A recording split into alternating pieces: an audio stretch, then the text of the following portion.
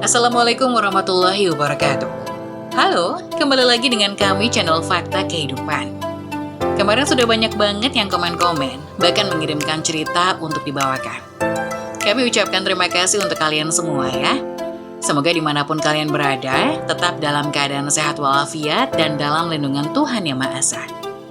Kali ini kami akan menceritakan kisah yang tentu saja nama dan tempat sudah kami samarkan.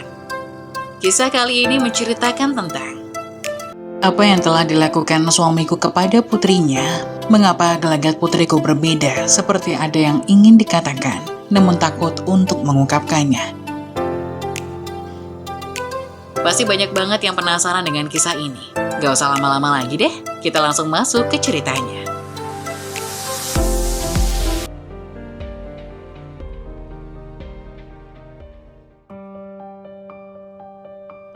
Apa yang telah dilakukan suamiku kepada putrinya, mengapa gelagat putriku berbeda seperti ada yang ingin dikatakan, namun takut untuk mengungkapkannya. Kurang ajar kalian semua. Anak sekecil ini kalian jadikan alat pemuas nafsu kalian. Lihatlah, apa yang akan aku lakukan untuk membalaskan dendamku atas kematian putriku. Teriakku memukul 3 orang dewasa di depanku membabi buta. Saat ini aku tepat berada di depan lelaki yang kukira bisa melindungi putriku. Dia adalah suami dan ayah dari anakku. Hanya karena anakku cacat dan perempuan, dia sanggup melakukan semua ini pada putrinya. Tubuhku meluruh bersama dengan dentuman jantungku yang kian ikut berhenti, menyaksikan keadaan putriku yang sudah dalam keadaan mengenaskan. Dari mulutnya keluar busa. Tubuhnya penuh dengan luka lebam yang sudah membiru. Dan yang lebih membuat darahku mendidih adalah dari bawah tubuh putriku keluar darah yang merembes hingga membasahi gaun berwarna pink yang dikenakannya. Putriku masih berusia 9 tahun. Mutia, bangun nak. Maafkan ibu telah meninggalkanmu selama 3 hari ini. Maafkan ibu nak. Ayo bangun lagi, dan kita akan tinggalkan rumah jahanam ini. Teriakku memanggil nama putriku yang tidak kunjung bangun. Tidak ada lagi deru nafas dari hidung putriku. Jantungnya juga tidak berdetak. Aku beralih memeriksa denyut nadinya yang juga tidak ada lagi. Putriku sudah tiada. Putriku pasti sangat kesakitan. Dia pasti berteriak memanggilku beberapa hari ini. Aku gagal menjadi seorang ibu yang tidak bisa merawat anakku sendiri. Aku menungak, menatap tajam laki-laki yang kupanggil suami itu. Tidak ada raut penyesalan di wajah tegas dan mata bak elang itu. Hanya terdapat senyum simpul menandakan dia puas telah melihat anak yang dia siksa dan tidak diinginkan telah tiada. Apa kamu melakukan itu pada anakmu sendiri, Mas? Tanyaku. Tidak bisa lagi menahan rasa sakit ini. Aku memang tidak melihatnya melakukan itu pada putriku. Hanya saja dia menonton dan seakan tidak ada hati melihat anaknya disiksa oleh 2 pria dewasa. Lihatlah anakmu yang darahnya mengalir banyak darah. Dia meninggal.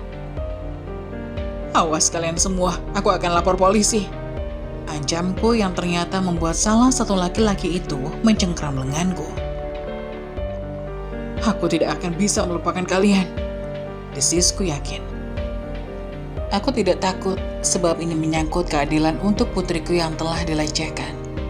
Hati ibu mana yang tak sakit melihat putrinya meregang nyawa dengan keadaan sadis.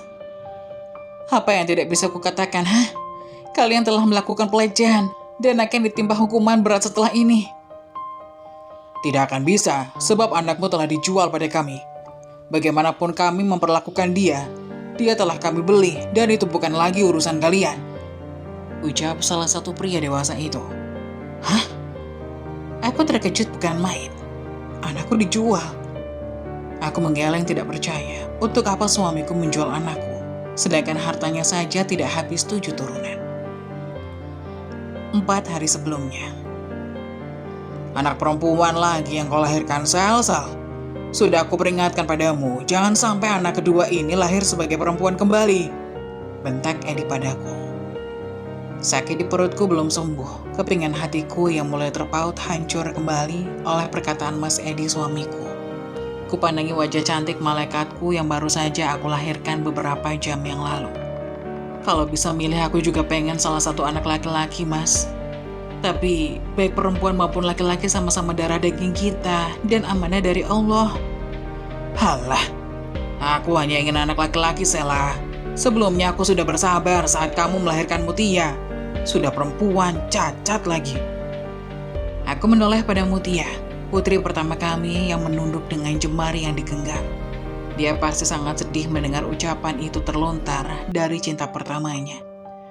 Kuusap dengan lembut punggung ringkih nan kecil anak pertamaku itu dengan kasih sayang, berharap dia sedikit tenang. Mutia kecilku ini berumur 9 tahun. Kelahirannya adalah yang dinantikan dalam keluarga suamiku. Sebab suamiku sangat sudah menantikan seorang anak hadir dalam hidupnya. Semua waktu, kasih sayang diberikan untukku seorang. Semua berjalan baik-baik saja. Sampai pada hari kelahiran Mutia, semua terkejut. Ternyata anak yang dilahirkan perempuan. Sebelumnya saat kami melakukan USG, anakku ini tidak menampakkan jenis kelaminnya dan menutupinya. Di situ aku sangat kecewa pada diriku sendiri, apalagi saat dokter mengatakan anakku cacat. Kakinya tidak tumbuh sebelah. Aku hancur, tidak ada orang yang menguatkanku. Tapi saat melihat dan mendengar suara tangisannya, semuanya sirna. Mas, jangan bicara seperti itu, ada Mutia di sini, jagalah perasaannya. Tugasku menatap Mas Edi memohon. Anak kecil mana paham perasaan, Sel. Gagal sudah aku mendapatkan pewaris kalau kamu melahirkan anak perempuan terus.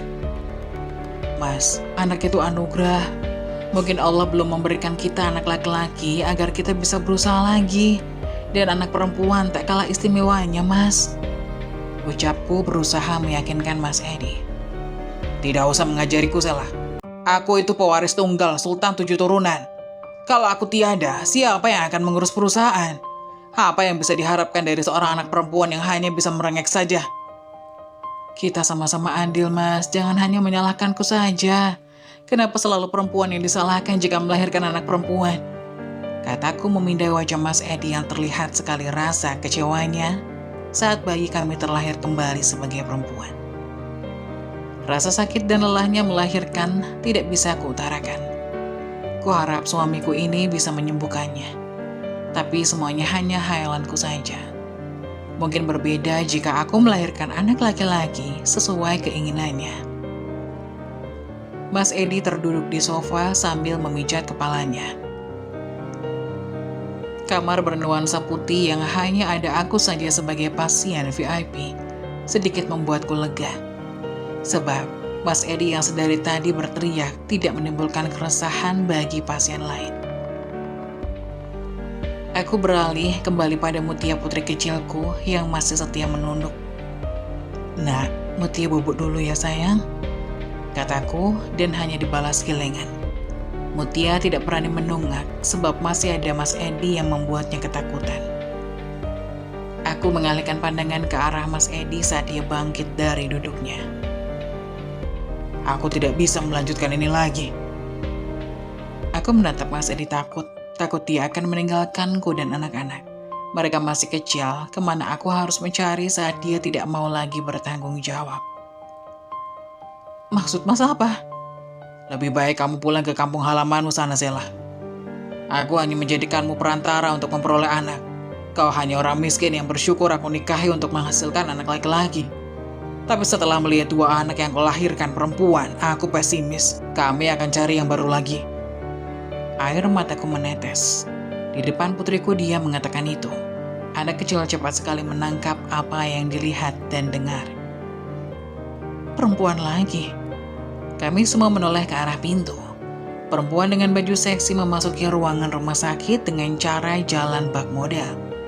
Riasan yang mencolok dan tubuh yang tinggi semampai mampu membuatku tercekat. Iya, dia istri pertama suamiku.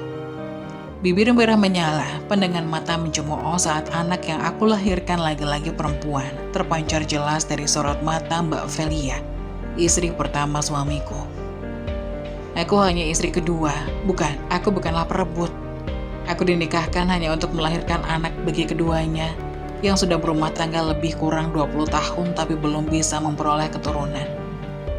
Aku yang merasa berhasil karena telah diberikan pekerjaan tidak bisa menolak saat Mbak Velia menangis terseduh-seduh padaku. Menikahlah dengan suamiku, Sela. Aku tidak mau Mas Edi menikahi perempuan lain. Tapi aku percaya padamu kalau kau tak bisa macam-macam. Ucap Mbak Velia malam itu, 9 tahun yang lalu di tengah hujan deras yang mengguyur malam. Aku dihadapkan oleh pilihan yang sulit, ingin ku dulu menikah dengan lelaki bujang. Tapi takdir malah membawaku pada situasi seperti ini. Aku tak sanggup melihat raut wajah Mbak Velia yang begitu sangat sedih. Tapi aku tidak mau, Mbak. Aku tidak mau disebut pelakor karena telah merusak kebahagiaan Mbak. Jawabku menolak. Mbak percaya padamu, Sela. Perempuan di luar sana pasti hanya memikirkan harta Mas Edi. Mbak tidak akan menghakimimu. Kamu bukan perebut, sebab Mbak sendiri yang meminta.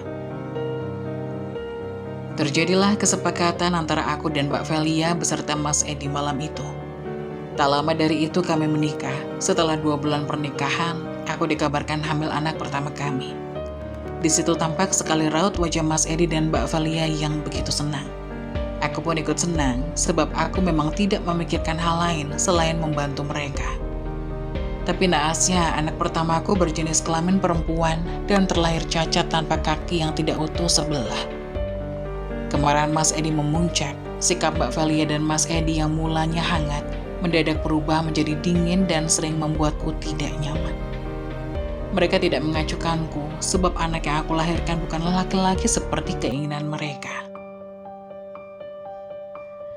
Tak berguna.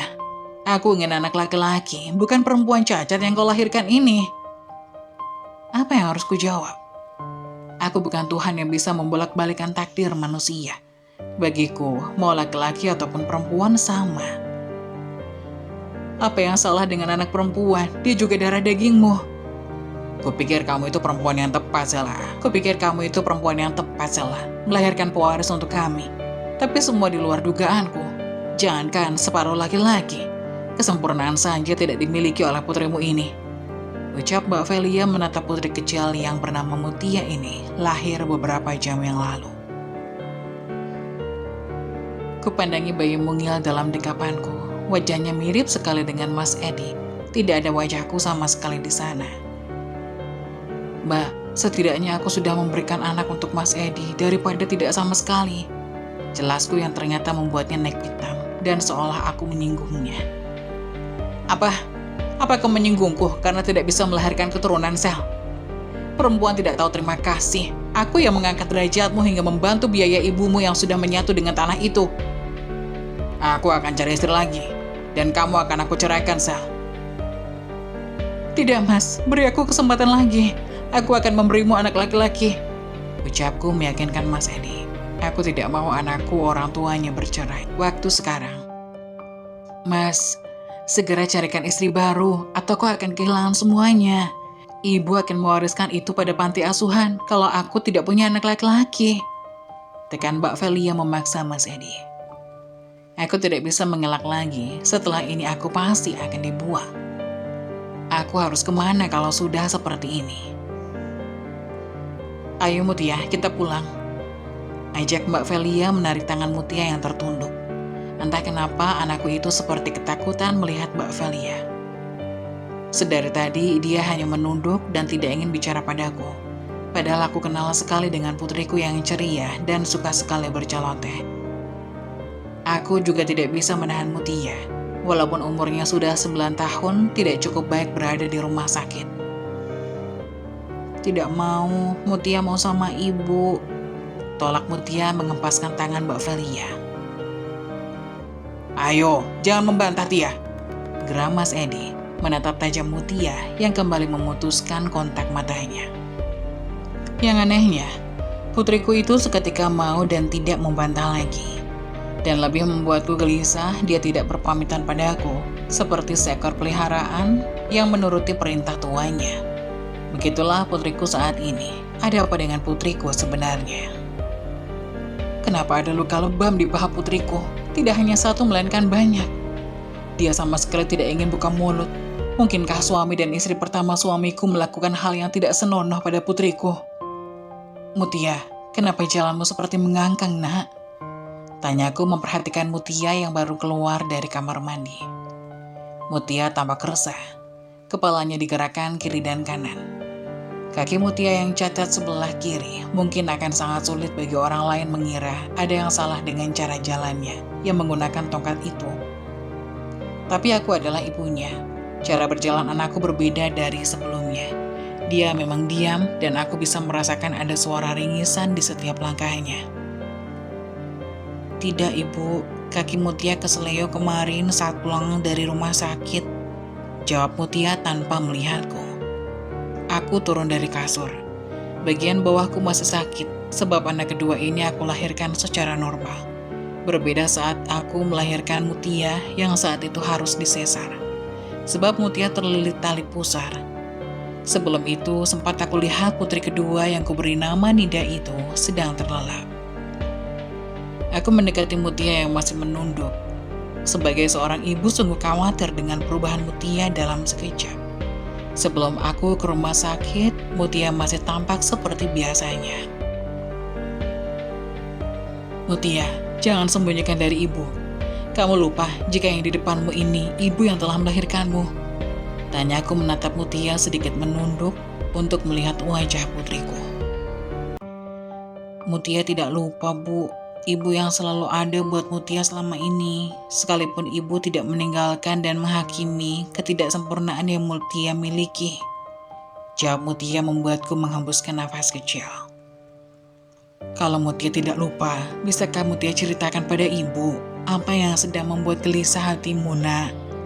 Seorang ibu akan menerima semua kekurangan anaknya. Baginya, kekurangan adalah kelebihan yang tak ternilai. Ibu merasa Mutia menyimpan sesuatu dari ibu. Apa ada yang kamu sembunyikan? Ibu tanya sekali lagi. Yakinku saat melihatnya mulai mendongakkan kepalanya.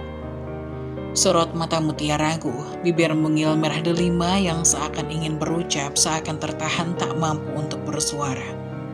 Saat merasakan tubuh Mutia gemetar, tangannya yang kugenggam basah oleh keringat.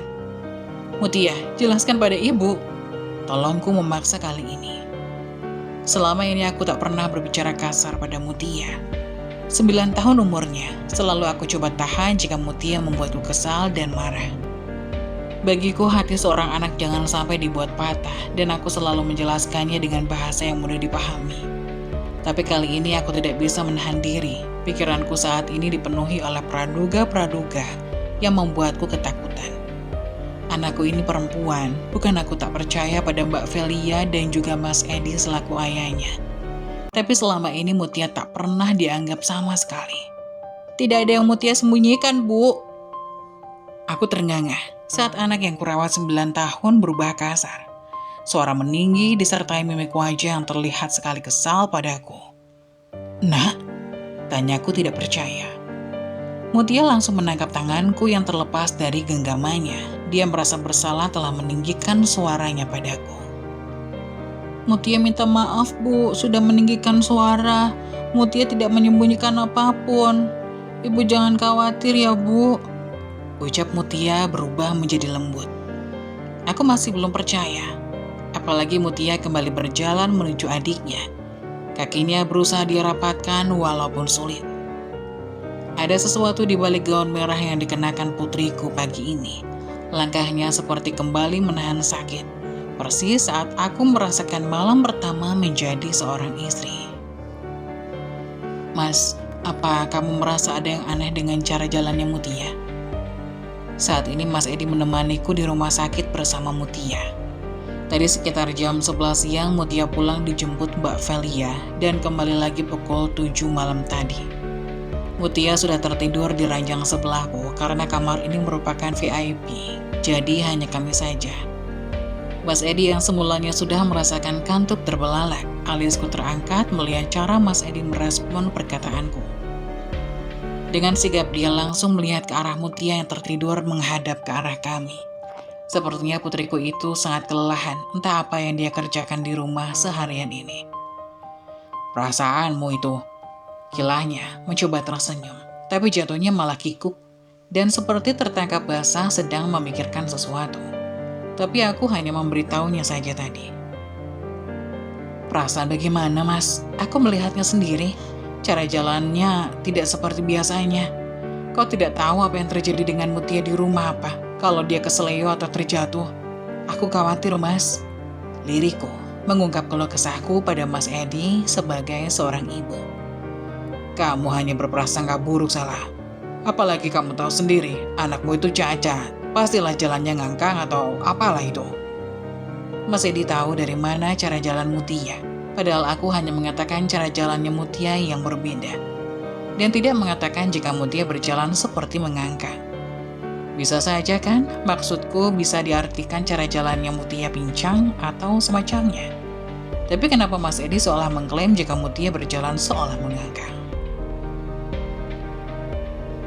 Mas Edi yang tersadar lalu melihat ke arahku, seolah tersadar dengan ucapannya sendiri. Aku tidak mengatakan jika Mutia jalannya ngangkang, Mas. Tapi kenapa Mas sudah mengatakan demikian? Mas Edi berdehem dan mengalihkan arah pandangnya pada Mutia. Hanya menebak saja, salah. Dan ternyata benar. Kilanya masih tidak yakin untuk didengar. Sudahlah, kamu jangan terlalu memikirkan yang tidak-tidak. Lagian di rumah ada aku dan Velia. Mana mungkin terjadi sesuatu dengan Mutia? Tapi kenapa aku tidak yakin? Mas seperti menyembunyikan sesuatu gelagat yang aneh. Tapi, Mas, aku khawatir ada yang disembunyikan Mutia dari kita. Apa yang dia sembunyikan? Kerjanya selalu di dalam kamar. Kamu kan juga sering sama dia. Kalau dia menyembunyikan sesuatu dari kamu itu apa? Aku merasa tidak nyambung bicara dengan Mas Edi.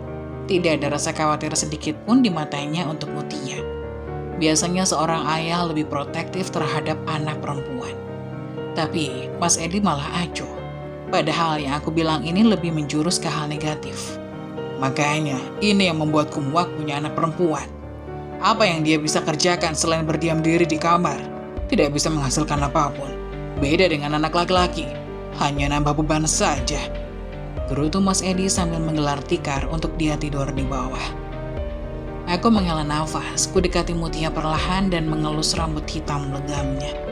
Rambutnya ini didapat dariku, selebihnya dia memiliki semua yang ada pada Mas Edi. Bulu mata lentik dan bola mata bulat, sangat mengagumkan. Tapi yang membuatku resah adalah, aku takut suatu saat anakku dibully karena kekurangan yang dimilikinya. Aku menaikkan selimut yang melorot sudah sampai ke paha Mutia. Kutarik agar kembali menyelimutinya, apalagi cuaca beberapa hari ini selalu hujan. Saat aku menaiki selimut, aku merasa ada ganjalan di paha Mutia yang tersapu oleh punggung tanganku.